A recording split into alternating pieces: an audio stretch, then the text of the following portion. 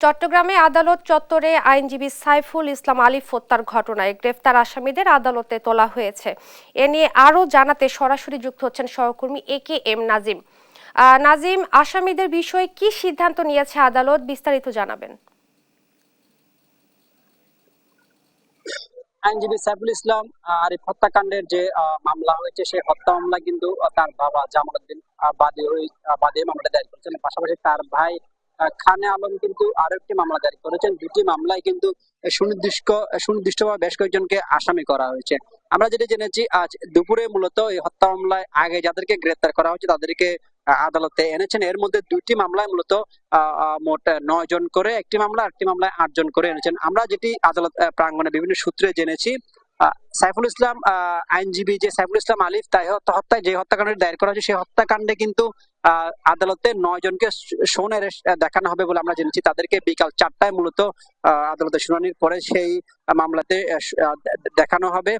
পাশাপাশি তাদেরকে কঠোর নিরাপত্তার মাধ্যমে আদালতে আনা হচ্ছে। পাশাপাশি বাকি ৮ জনকে কিন্তু আদালতে নিয়ে আসা হচ্ছে। সেই ৮ জনকে কিন্তু আদালতে যে ভাঙচুর, আদালতে আহত করা, পুলিশের কাজে বাধা, গাড়ি ভাঙচুর, এইসব মামলায় মূলত ৮ জনকে আটক করা হচ্ছে।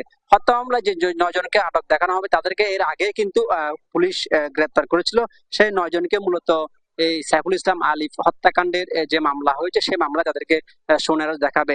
মোট ৮ জন এবং ৯ জন, যে ১৭ জনকে আদালতে নিয়ে আসা হয়েছে তাদেরকে মূলত বিকাল ৪টায় চট্টগ্রাম মেট্রোপলিটন ম্যাজিস্ট্রেট একের আদালত এবং ৬ আদালতে আলাদা আলাদা ভাবে তোলা হবে। একটি মামলায় যে ৮ জনকে রিমান্ড চাওয়া হবে সেটি হচ্ছে যে যারা আদালত পাড়া এলাকায় ভাঙচুর, আদালত পাড়া এলাকায় তাণ্ডব চালানো, যে মামলাটি পুলিশের পক্ষ থেকে করা হয়েছে, সেই মামলায় কিন্তু এই ৮ জনকে রিমান্ড চাওয়া হবে বলে আমরা জানতে পেরেছি। পাশাপাশি যে ৯ জন, যে আইনজীবী আলিফ হত্যাকাণ্ডের যে ৯ জনকে মূলত গ্রেপ্তার দেখানো হবে, সেটি বিকাল ৪টায় শুনানি হওয়ার কথা রয়েছে। এরই মধ্যে আদালত পাড়া এলাকায় কিন্তু কঠোর অবস্থান নিয়েছে আইন শৃঙ্খলা বাহিনী। আমরা যেটি দেখেছি, আদালতের মূল ভবন সহ আশপাশের আদালত পাড়া এলাকায় যতগুলো পয়েন্ট রয়েছে সবগুলো পয়েন্টে কিন্তু পুলিশের পক্ষ থেকে কঠোর নিরাপত্তা ব্যবস্থা জোরদার করা হয়েছে এবং আদালত পাড়া এলাকায় যদি যেন কোনো ধরনের সহিংস পরিস্থিতি না হয় সেই জন্য কিন্তু পুলিশের পক্ষ থেকে কঠোর নিরাপত্তা বলে দাঁড় করানো হচ্ছে। এর মধ্যে আমরা সকালে দেখেছি হেফাজত ইসলামের পক্ষ থেকে একটি বিক্ষোভ সমাবেশ করেছে। সেই সমাবেশে কিন্তু তারা ইসকনকে নিষিদ্ধ দাবি জানিয়েছেন এবং চিন্ময় কৃষ্ণ প্রভু যে রয়েছেন তাকে যেন আলিফ হত্যাকাণ্ডের মামলায় ১ নম্বর আসামি করা হয়। আরেকটি বিষয় হচ্ছে যে ৯ জনকে আলিফ হত্যাকাণ্ডের মামলায় অ্যারেস্ট দেখানো হবে, তাদের কিন্তু এর আগে পুলিশ অভিযান চালিয়ে গ্রেপ্তার করা হয়েছিল।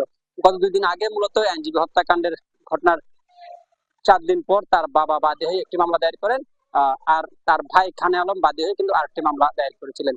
তো এদেরকে আদালত বিকাল ৪টায় শুনানি হওয়ার কথা রয়েছে, তারপরেই আদালত সিদ্ধান্ত নেবেন তাদের কি করবেন। এ ছিল আদালত এলাকা থেকে আমার কাছে সর্বশেষ।